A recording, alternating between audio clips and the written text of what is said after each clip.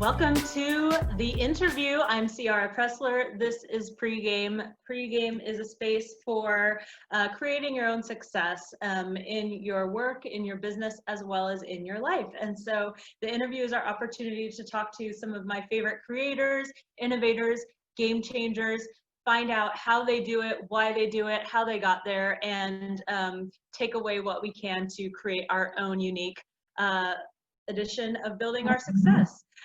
So today I am so pleased and honored to welcome Barbara Chen. She has held major strategic communications roles at the Bloomberg Philanthropies, Columbia University, and the New York City Police Department. Now, I scheduled Barbara for this interview well before the events of the past 2 weeks. So if you're watching the recording of this, we're recording this on June 12th, 2020. And so the last 2 weeks have been quite the explosion of activity around human rights, around civil rights, around the police departments in the United States. And so we will certainly talk about some of that and what it's like to be behind the scenes when things are happening in public departments. But first, let's find out what's going on. Barbara, welcome. Thanks for being here. Thank you. Thanks for having me. And where are you today? Where are you zooming in from? I am in my kitchen dining area in Bed-Stuy, Brooklyn. Bed-Stuy, very biggie smalls. Yeah. we actually just moved here, my husband and I and our small dog, on Tuesday, Blackout Tuesday. And it's been, it's been different. But it's beautiful and we're glad to be here and I'm glad to be talking to you. And where were you before? We were on the Upper West Side of Manhattan. And is it a different tone there with the protests going on, being in central Brooklyn versus being in the Upper West Side? I think honestly, we got here Tuesday and the weekend before there had been a lot of activity, particularly around the 79th precinct, which is about 5 blocks from us.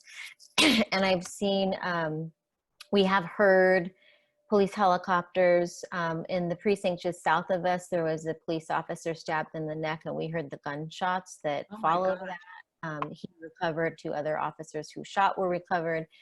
But, we've seen people come through with signs. I've seen people ride past the police station with defund the KKK cops. And we've really been sort of semi-quarantined because we moved on last Tuesday and we had movers and we've been coming in and out of our apartment. So I think for me, what's changed is my own self-consciousness of this moment and how to participate in it.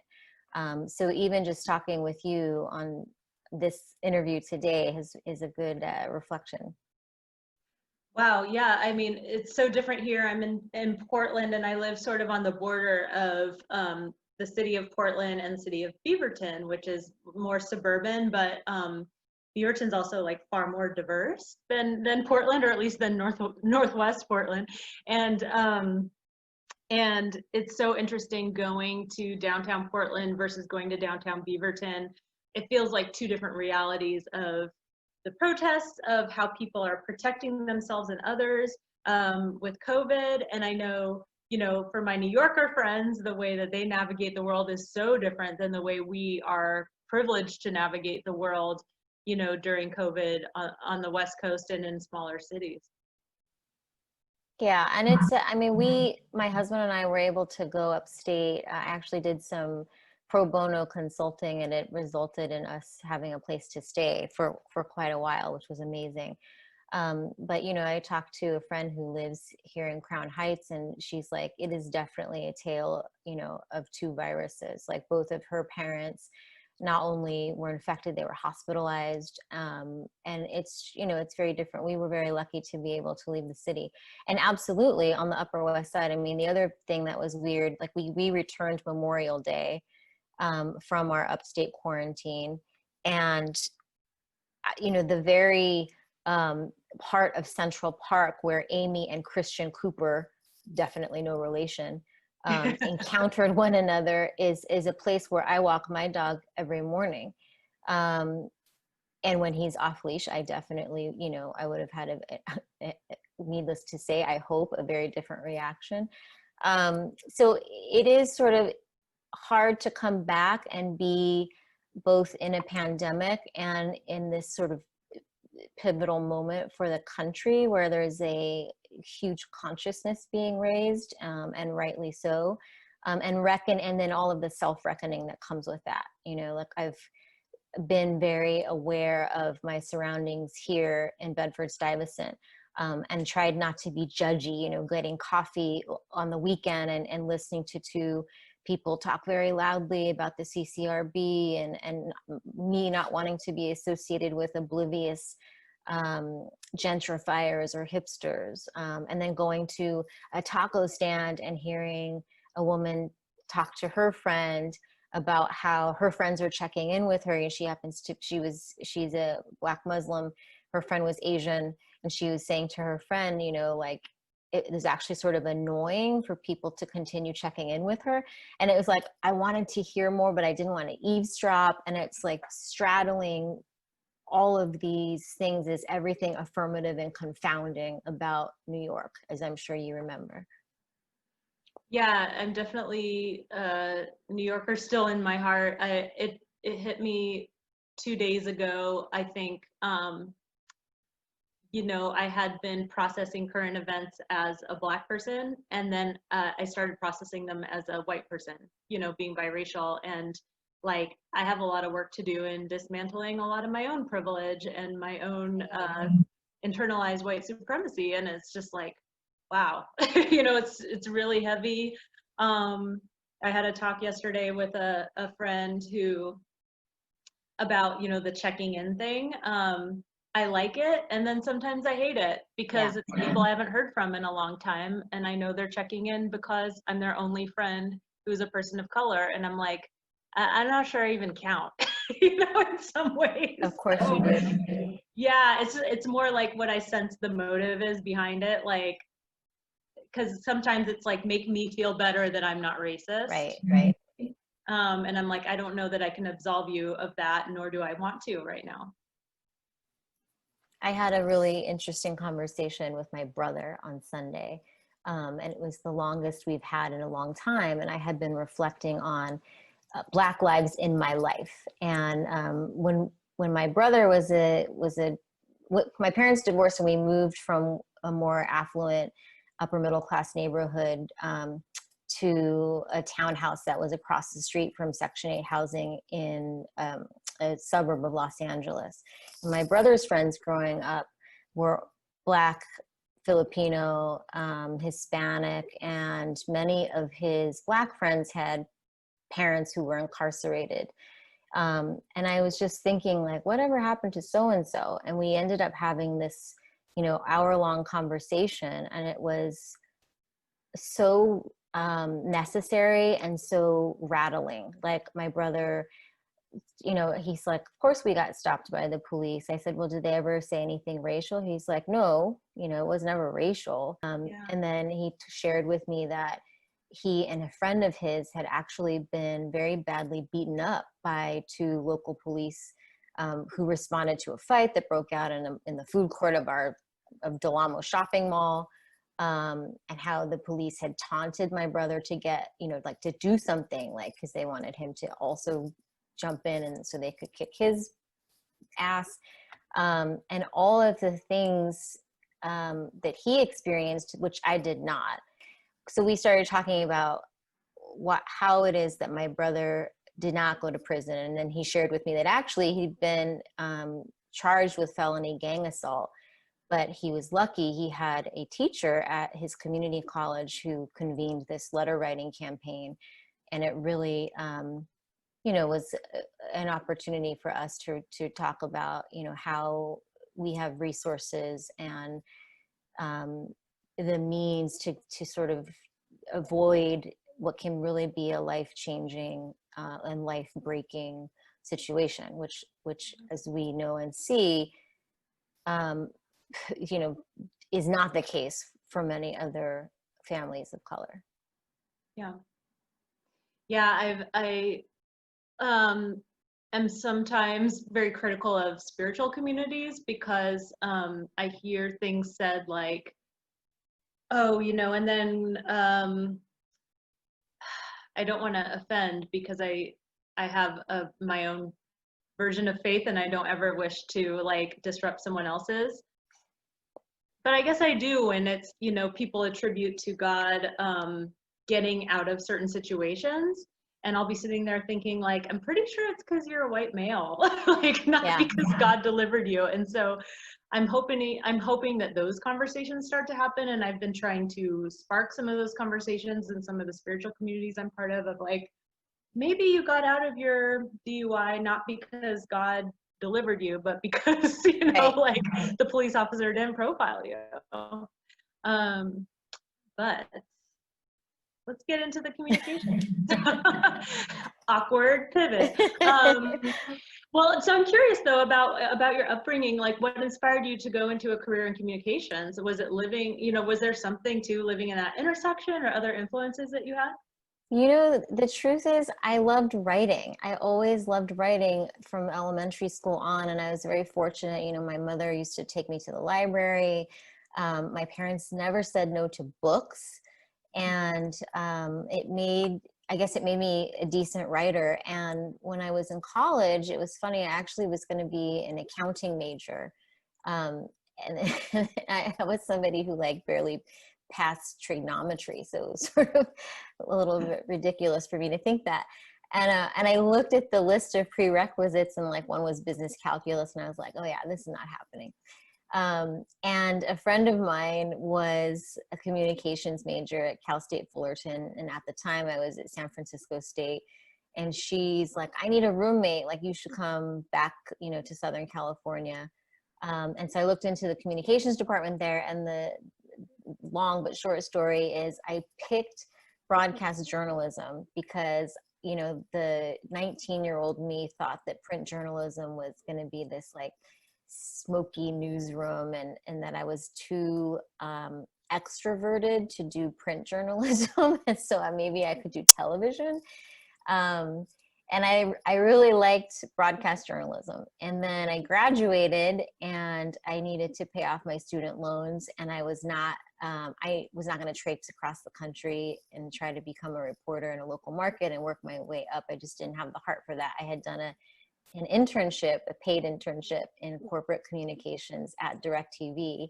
And so I stayed there. They offered me a job and I stayed there. And so my professional experience really did begin with public relations. And it was an exciting time. It was like the marriage of television or technology and entertainment. This was like obviously long before Netflix and all the content we have on demand now. Like TiVo was like an amazing thing that, blew my mind. And then, so that's how I got into communications. But then I left DIRECTV and I worked for a small business to business marketing communications boutique during the sort of Y2K and .com era.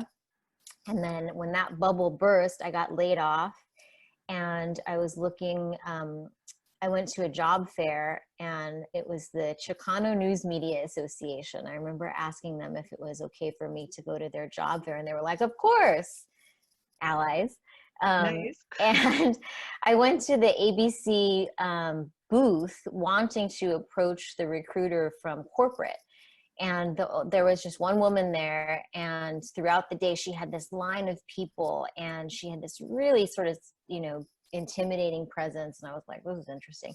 At the end of the day, there was nobody in line. She was still the only person there. So I introduced myself, and she turned out to be from the news division. And she said, look, if you're really interested, I'd love for you to come to New York and interview for an entry level, newsroom assistant job.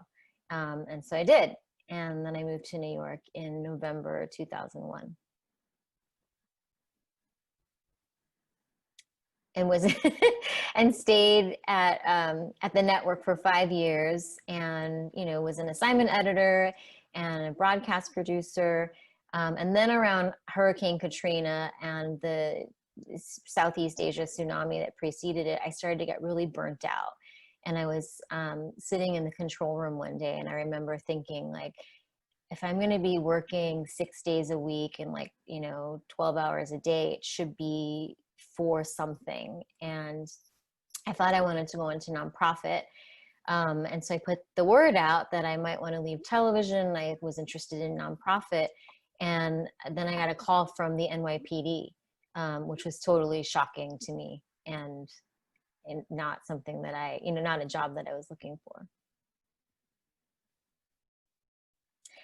For me, Ciara, you were frozen. Maybe you're not now.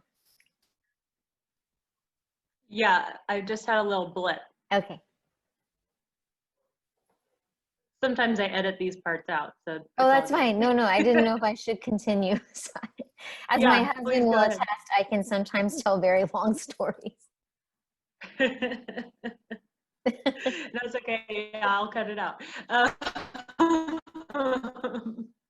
Yeah, I mean, let's get into the New York Police Department, because if I remember correctly, they contacted you because the chief, Ray Kelly, needed someone with television savvy. Right. So when my boss, who is the Deputy Commissioner of Public Information, Paul Brown, who is now the head of communications at Notre Dame, called me, I thought that I had lost my wallet or something. It was like, I got this voicemail, like, this is Paul Brown from the New York City Police Department. And I instantly reached for my purse. And I was like, what did I do this weekend? And it was a voicemail, and he said, you were referred to me, and I'd like to talk to you about a job. So I went to work at ABC. I was working the 4 to 12, and I logged in, and then I called a man who, funny enough, is now the NYPD Deputy Commissioner of Public Information. His name is Rich Esposito, and he's a career, he'd been with the Daily News and the New York tabloids, and he was at ABC for a long time. And anyway, he was the sort of like law and justice guy. And so I called him and I said, Rich, I got this call from a Paul Brown from the NYPD. And he was like, who called you? And then proceeded to explain to me that this was a chief advisor to the police commissioner, Ray Kelly, who was, arguably the second most powerful man in New York City government. And he was like, that is a call that you need to take. So I called Paul Brown back, and he's like rushed right into it. He was like, this position comes with a car, and you might have to work some weekends. And I was just like, maybe I should come meet you in person, and so I went to police headquarters, and yes, the police commissioner, Ray Kelly, he is an avid Apple devotee, and he had like all these gadgets. And one of the things that he wanted to do, this was 2006, by the way, Ray Kelly wanted to create video podcasts and use them as sort of a recruiting tool for, a generation of recruits who he knew were on these devices. Wow, that's really forward thinking for 2006. Yeah, no, he was very forward thinking. I mean, he wanted to do Facebook. I did not. Anyway, so I went, and I talked to Paul Brown, and I did my research, and I thought, well, this could either go, if they offer me the job, I might spectacularly fail, but I will learn about this storied institution, and how interesting will it be to go and work inside the NYPD. And I also talked to friends who were local reporters, and they sort of advised me, like, look, 2009 is an election year, which wasn't very far away.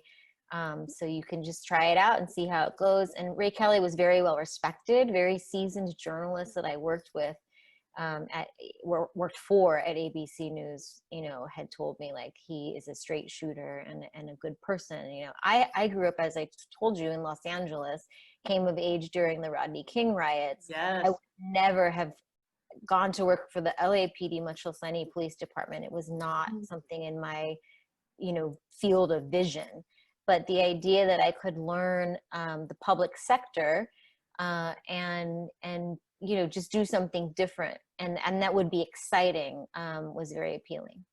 Well, Barbara, that's exactly what Ice-T talks about when he talks about moving from growing up in LA to taking the role of a detective on Law and Order Special Victims Unit, because in his culture, it is like it can be seen as being a traitor to be part of the police. So he didn't even want to be an actor playing a police, officer, Yeah. and how he kind of reckoned with that.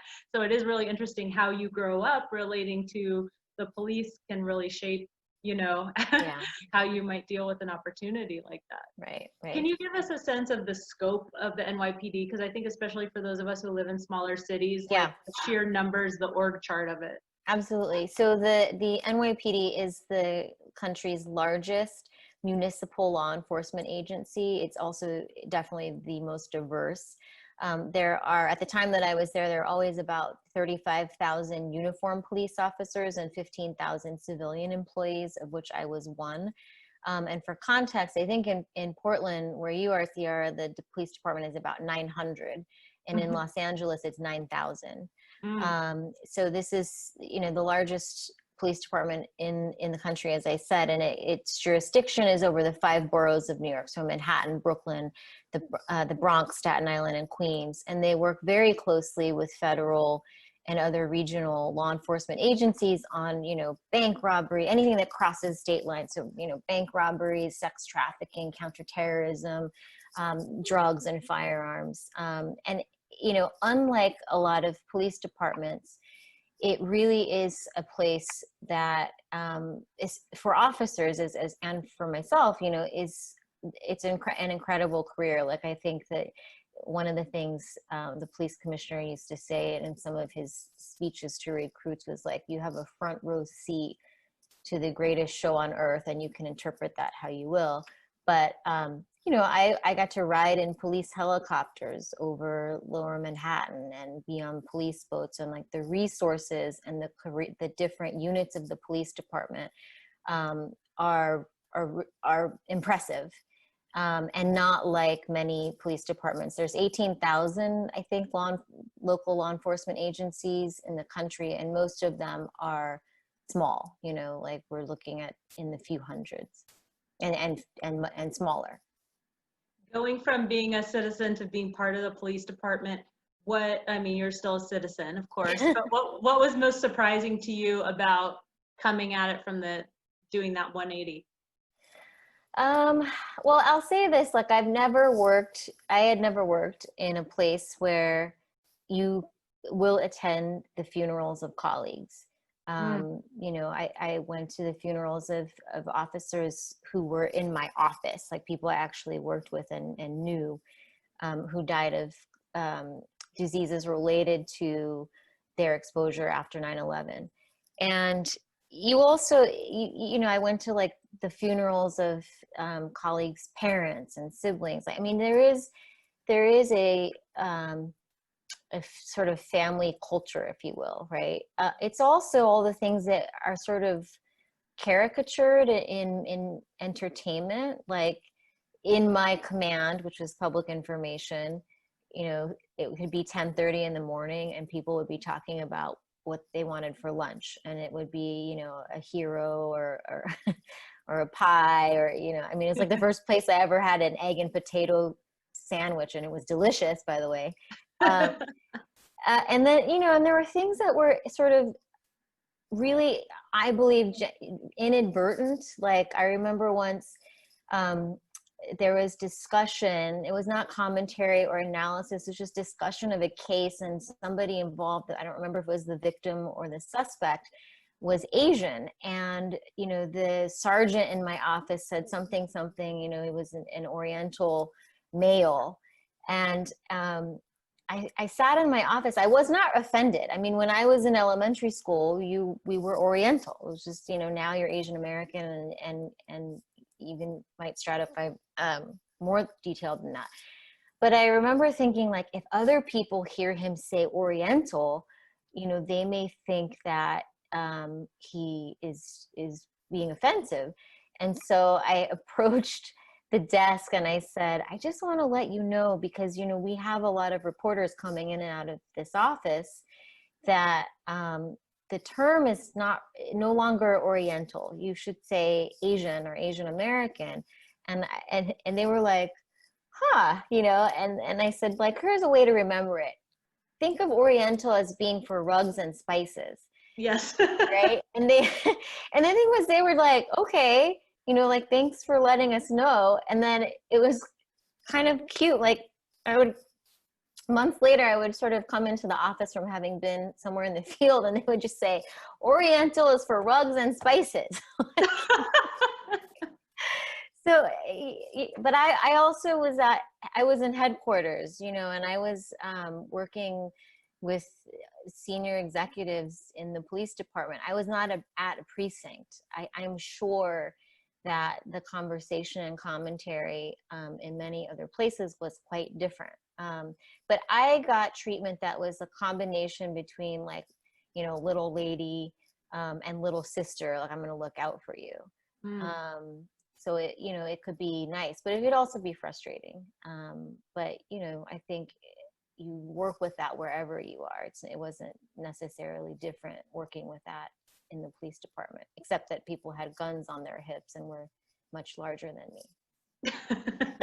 You look very statuesque on video, but people might not know in real life you are maybe a little below average in height. So I can imagine that maybe people, when you walked into a room for the first time, and, you know, of course, as women, we often get this, that you don't get the respect that your role demands right away.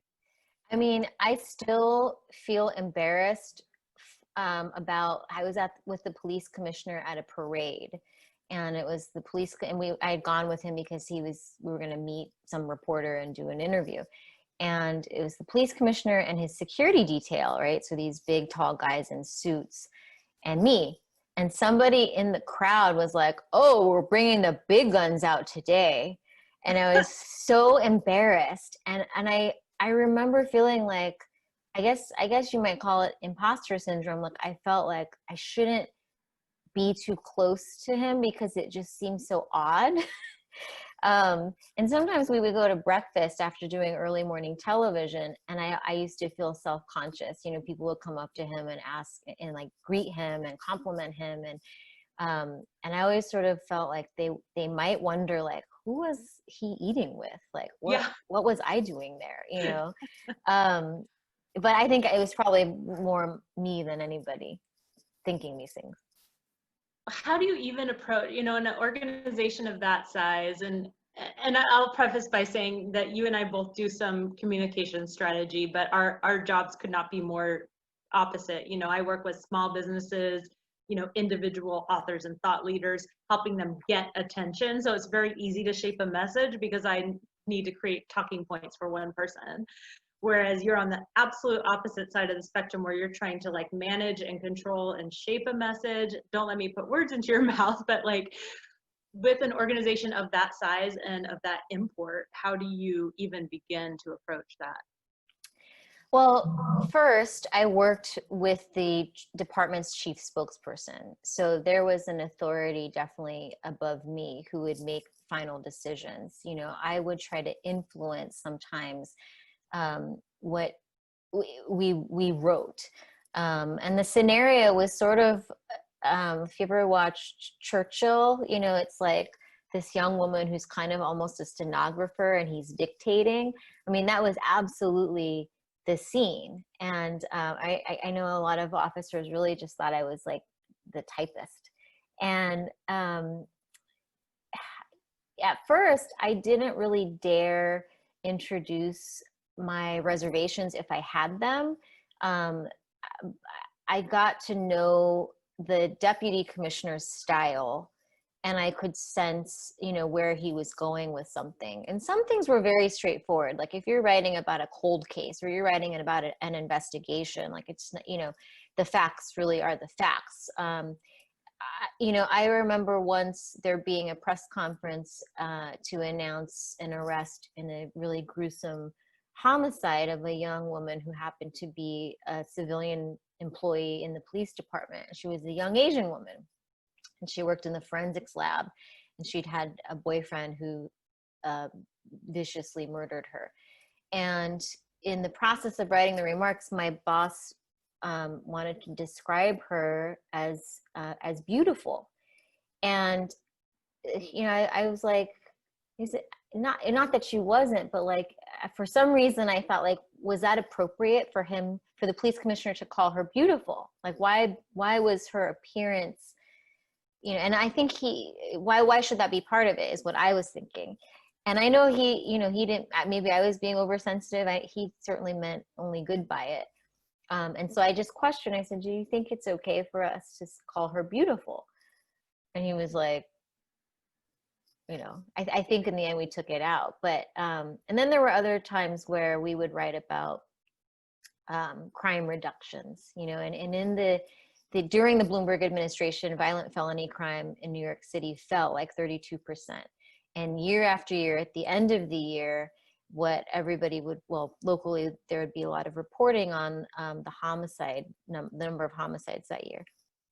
And I remember once suggesting, like, yes, it's obviously great that homicides have fallen, but for the families of people who have been killed, you know, they are not just numbers. So it's like even one is one too many.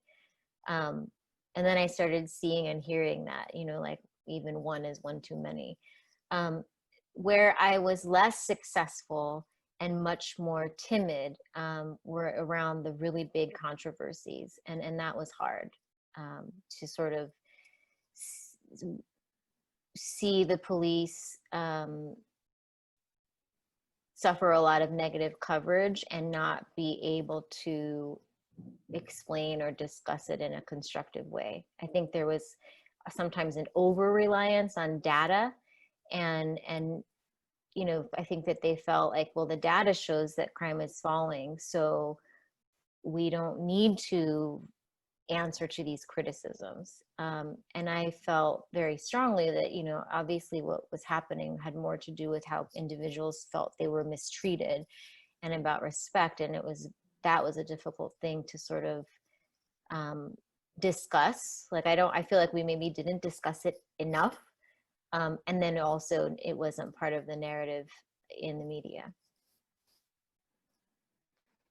Yeah, that's interesting. You know, I've been working behind the scenes with the Portland Fire Department and have been able to review, which are all public information, anyone could, some of the strategic plans of both the fire department and other emergency bureaus here. And, you know, there are like intentions that are not maybe related to stats as much. And then there are the statistics where it's, you know, for like, you know, the 911 line, which is separate, you know, their goal is to hit maybe like 85% response time within 20 seconds or something, which sounds really high, but then you think of the 15% that didn't get that response in time, you know, those are real people and real stories and real consequences. I was always struck while you were at the police department when we did talk about it, which wasn't often because we're social friends, you know, we need to be off of work when we're off of work, but you really honor the complexity of these problems. If they were simple, that we may have solved them by now, you know, especially now when the national, and knowing that you are very much an advocate for equality and equity, as I am. Do you think there's some nuances that are being missed in You know, Ciara, sorry, your connection got a little shaky. Was your question, are there nuances that are being missed? Sorry, I lost you. Sure. So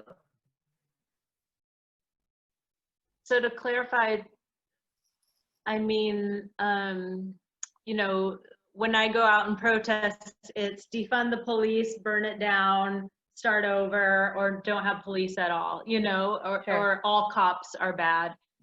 And that's not the word that's used, but you know, surely there must be good cops, you know.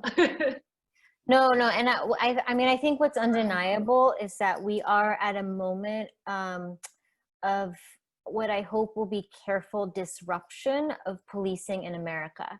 I think that for too long there has been ignorance and indifference, and many people have been too willing to see police brutality as one-off or isolated incidents or the bad apples, and have not looked at the totality and the continuum of indignities and injury and injustice, and how this is historic systemic racism and structural racism, and how police brutality is intrinsically related. And now I think, and we are seeing even law enforcement leaders reckon with that. So, you know, there are just, I mean, when you see Nicholas Kristof is writing about what it actually means to defund the police. Yep. And Good Morning America, you know, George Stephanopoulos is interviewing the former Camden County police chief, who in 2013 disbanded their police department in favor of community officers. I mean, it's actually very heartening to me, because what I have known just from my exposure and time working for the city and in the NYPD is that, you know, yes, these are behemoth bureaucracies. You know, the NYPD is 175 years old this year. And so as much as we can tout diversity and some community relations programs, there's still culture. And that culture, I think the saying goes, right, eats policy for breakfast and lunch and dinner. And there is a culture in policing and a training tendency in policing that is very tactical. You know, what I would love to see, and what I hope we will see, is changes to recruiting, hiring, screening, and training. And relative to training, we have already seen concretely, in some cases, because the department is under consent decree from the DOJ, you know, a greater focus on de-escalation,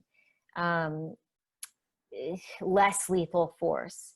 And what I think there is an opportunity for is to really involve all stakeholders in the redesign of how we train and bring up police officers. I mean, one idea that I think, you know, would go a long way, but, you know, I never would have seen implemented, is to change the police academy curriculum and to some extent the instruction. When I visited the police academy, you basically have police officers teaching would-be police officers. There is a style, and it is absolutely militaristic. And I think it would be interesting to adjust that a little bit, you know, to have different instructors, to bring in some behavioral science, and to absolutely focus more on interpersonal communication and de-escalation, taking nothing away from the very necessary tactical training that needs to be a part of it.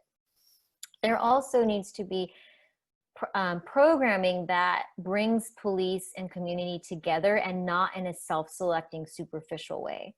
So a lot of some police reforms are troubling to me because they may do more to punish or publicize misconduct and abuse. But the problem that I see there is that's after the fact, right? You need to do something that is going to prevent it in the first place, reduce it. And I want to take nothing away from the police officers who behave honorably and who are incredibly impressive. The point is that we need to do more to get more of those officers and to bring them up. And I'm working with a theater company in Fort Greene, Brooklyn, whose executive director, after the Eric Garner case, wrote to then Police Commissioner Bill Bratton and said, you know, I'm a theater person, and what I saw on that video is so much bad acting. And I really feel like, you know, your police officers could benefit from some of the methods that we use in theater. And, you know, there's a new administration, 2015 at the time, and Bratton had brought in, you know, a team of people to work on collaborative policing. And to my now colleagues' surprise, they said, okay, what do you have in mind? And he built this program that's basically an immersive empathy training using improvisational acting that brings 7 police officers and 7 community members together for 10 weeks. So for 4 hours on a Tuesday night for 10 weeks, cops and civilians have a meal together, and then they go through these exercises. And it's, you know, change takes time. Like, you have to be invested and be able to see the other person as a human being. Like, we can't permit a culture that promotes, you know, we used to have fight the power, and now you can imagine the more profane version of FTP. You mentioned all cops are bad, right? Yeah. And I mean, I was having a conversation after George Floyd with an otherwise incredibly lovely and well-educated neighbor who said, I don't know any police. I don't like any police. And if you replaced the word police with a creed or a race, that would be so obviously bigoted. And yet in a lot of our protest, you know, that kind of sentiment is not only acceptable, but, you know, it's like preferred. And Well, that to be fair, being a police officer is a choice, whereas being a, you know, a race or a, you know, a gender or something is not a choice. That's absolutely true. That is absolutely true. And I think we need to recruit more police officers who choose this as a profession because they want to do right by people. And having been in the police department for 7 years and gone to so many police academy graduations and interviewed the most promising candidates and the company sergeants who won awards, there's definitely a spectrum. You know, there are some police officers who are social workers, and then there are the police officers who are literally soldiers, like people who have now, you know, come back from having served in the military. And then there are a whole bunch of people in between for whom it's a job, you know, and it's, I think very unfortunately for some, it's a pension. And that's sort of my point about how we recruit and screen people we hire. Like this, it has to be more, first of all, you can't take this job for a pension, right? Like if you don't recognize the enormous role that the police play in society and how great a responsibility that is, like that is a problem. But nevertheless, that's just the reality. A lot of, and then there are people for whom it's a legacy, you know, their fathers and brothers are police officers. There are so many police officers who would say, you know, college was never going to be my thing. I don't see myself behind a desk. And it was like the fire department or the police department. I took the police exam and they called me, you know? Yeah. So that needs to be improved too. Well, I want to give you an opportunity to talk about post-PD. So, you know, after the Bloomberg administration was over, you actually did go and work for the Bloomberg Philanthropies and then Columbia University. How was that culture shift for you?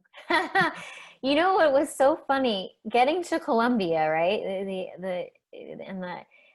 Which politically is obviously a very different place, was actually strikingly familiar to me. It was like city government in that it was this huge bureaucracy. Columbia is older than the NYPD, founded by royal charter in the 1700s. And in a way, it actually felt, again, as I say, familiar, because you had 17 different schools, each with their own deans. You know, it's like there are silos to overcome. Working for Bloomberg's foundation, for Bloomberg Philanthropies, was great. I got to work in the government innovation practice and leave all of the, you know, heartache and crises and going to the hospital in the middle of the night and work on affirmative initiatives to improve quality of life in cities. And you know, the other thing I took away from that is, like, we need to also support government leaders to be innovative and to co-design and implement things that really will improve quality of life for their citizens, whether it's in public safety or, you know, environment or preventing isolation of the elderly, and so on. So it's also, as we've discussed, it's not, none of it is easy work that happens overnight. And it's a variety of factors and forces that have to be brought to bear. And so it was great going to Bloomberg Philanthropies and getting to do that. And then going to Columbia, I really, you know, it's wonderful to be around young people and to be around scholars and to know that there are people looking at public health and looking at, you know, how to truly, like, how to cure cancer, and also like what to do about gun violence. But it is also, you know, a particular place with its own culture. And I am now, you know, in this phase of my career of being an independent consultant, and it's pretty good. It's good, and I'm fortunate to have had all these experiences behind me. So as a professional communicator, I know there's other communicators in our Zoom audience.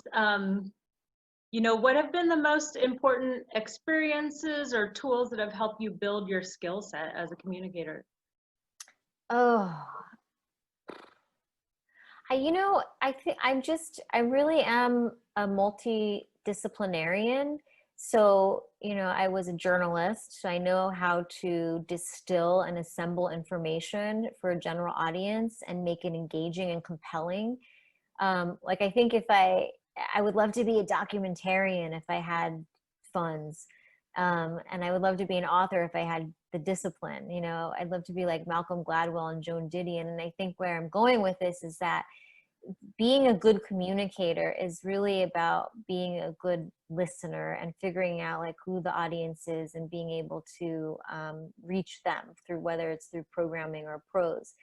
I think in my practice now, what I'm seeing is it's so difficult for people to be concrete about what they're offering. And I'm sure you see that in your practice, right? And it's like, how do you get away from all the jargon and all the buzzwords that you think you're supposed to be using because it will make you trend and sound whatever it is you're trying to sound, and just really be concrete about what it is you're offering and who it benefits. And it's fun to discover that, you know, and to find the ways to assemble that.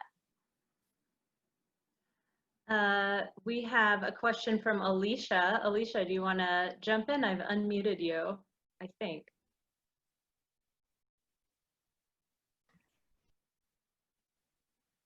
Keep muting me. Sorry. I hear you. I hear you. Okay. I was just, one of the interesting things you said, well, first of all, it's just amazing to hear all the, about the culture and the psychology that goes into the policing. That's absolutely fascinating. And one of the things that was really interesting to me was when you talked about kind of the influence you had just by, you know, bringing something up, the Oriental spice, like it's a spice or a rug, not a person, which is obvious to a lot of people, but it seems to have resonated through the departments. Was that an official meeting? Was that like an official statement you made? Or was that just something like you were able to influence in a passing conversation? It was definitely a passing conversation. And I think, you know, part of what I had to realize is, you know, and this is true of so many hard conversations, you can approach something from a place of injury,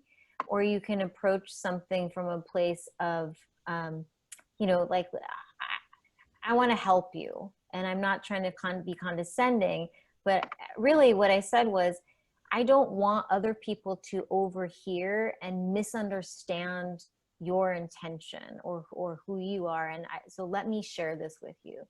And it also behooved me to be sort of gentle and open-minded about it, simply because these were men who I was going to continue to work with. So if I had said, you know, that's so ignorant and so like 1973, you know, get with it, then that would have just shut down my ability to say anything else to them. So no, it wasn't an official statement. I mean, it was something that they remembered. I don't know if they still remember it. I would bet that at least that gentleman does. And it was very much an interpersonal thing, but I said it audibly, you know, for the benefit of everybody else in the office. One last question. I love this. And this is from a fellow Asian American woman.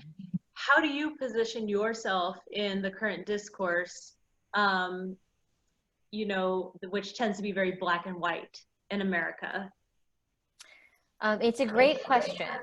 And I think that I am reconsidering and examining my position, you know, with every week's news cycle and flurry of invitations to protest and, you know, shows of solidarity. And I would say, I think first the Asian community, particularly after the COVID crisis and the way our president, you know, insisted on calling it the Chinese flu or the China flu.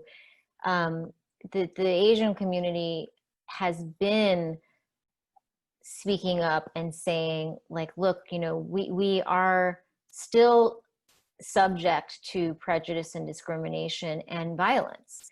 And we cannot, I don't want to say succumb to, but we cannot just sort of like fade into this supposed model minority, which a lot of people consider also offensive.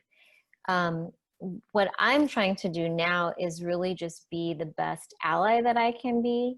So if that means saying nothing in favor of reading and learning and, you know, watching Let It Fall, which was the documentary on the 25th anniversary of the Rodney King riots, with my husband and talking about that.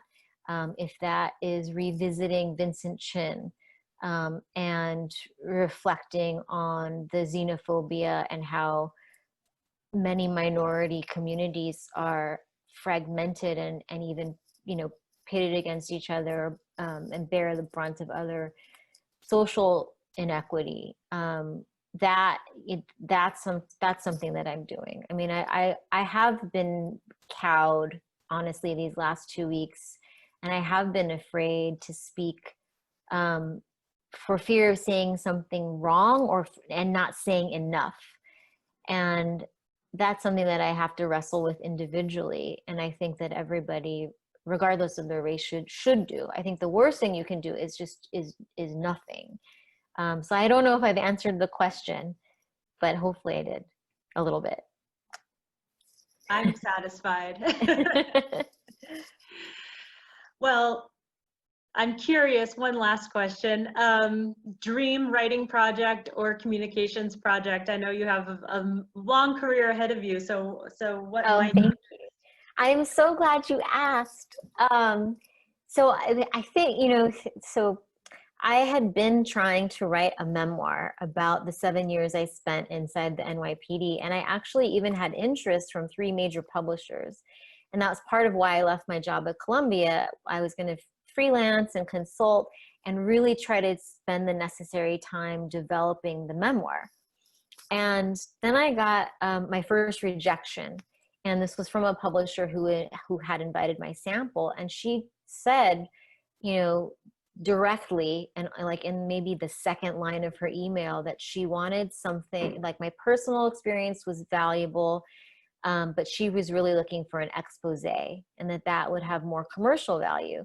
And it really disgusted me. And I was sort of paralyzed after that because A, I don't really have anything to expose, and B, I wanted to do something that was going to be constructive, something more like the conversation we're having today. And so what I've realized truly just in the last, you know, in the last few months since the beginning of this year, I put the memoir aside because it wasn't flowing. And I reached out to this theater company in Brooklyn that is doing, you know, that is holding this dialogue between police officers and civilians. And I'm working with them on expanding that citywide and hopefully getting more police departments in more cities to engage with it. And my dream project, I would love to sort of be like the Malcolm Gladwell and Joan Didion of what is working in law enforcement and public safety. I would love to visit, you know, 10 cities across the country, big and small, and embed in their police departments.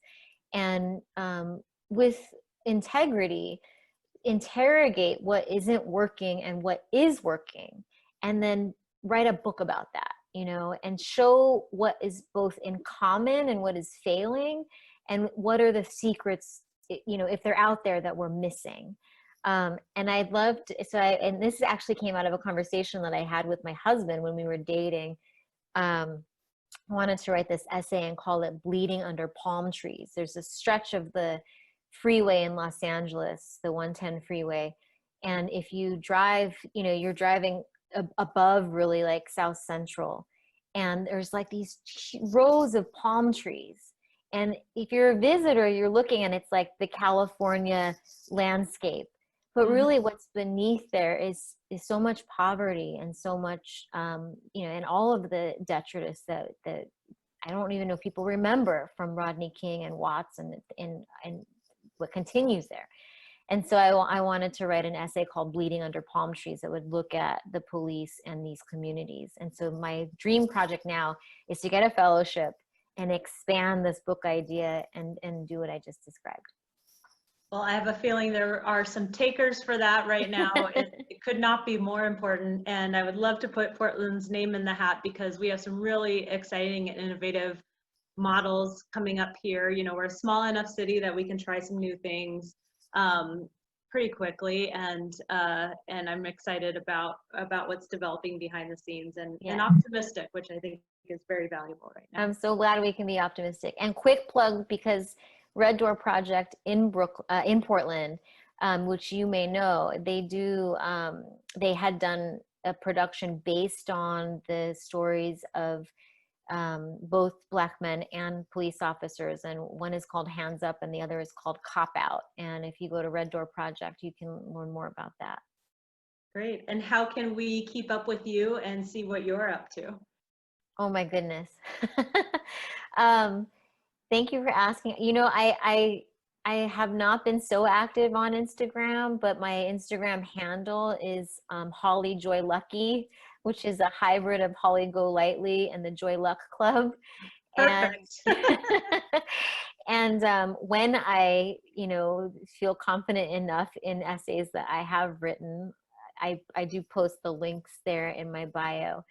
So that is one way. And certainly welcome, you know, any inquiries. I can give my email address, or maybe Ciara, there's a way that you would recommend getting in touch. Sure. If you want to email us at pdx@pregamehq.com, we are happy to make the connection. And I assume also LinkedIn. Yes, I'm on LinkedIn. Thank you. Great. Thank you so much, Barbara. There's so many more questions I have for you, so we'll have to have you back again. And have a wonderful weekend. Summertime in New York City is magical, no matter what's going on. So thank you for everyone who stayed on and listened. Yes, thanks. Have a great weekend, everybody. Game on.